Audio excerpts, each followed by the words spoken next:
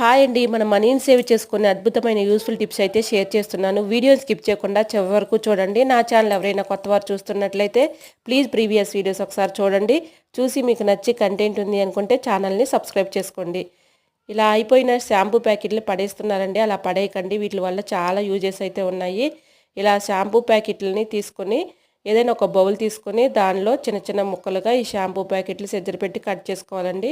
ఇలా కట్ చేసుకున్న ఈ ప్యాకెట్స్లో కొన్ని వాటర్ అయితే యాడ్ చేసుకొని మొత్తం కలిసేలాగా చేతితో ఇలా కలుపుకోవాలి. ఆ వాటర్ని ఏదైనా ఒక స్ప్రే బాటిల్లో పోసుకొని ఫ్రిడ్జ్ డోర్ కానీ, గ్యాస్ స్టవ్ కానీ, ఇంట్లో చైర్స్ కానీ, చెక్క డోర్లు కానీ ఇలా మొత్తం కూడా ప్రతి ఒక్క వస్తువును కూడా మనం క్లీన్ చేసుకోవచ్చు అండి. రూపాయి ఖర్చు లేకుండా మన ఇంట్లోనే ఎటువంటి లిక్విడ్స్తో పని లేకుండా ఇలా ఈజీగా క్లీన్ చేసుకోవచ్చు అండి.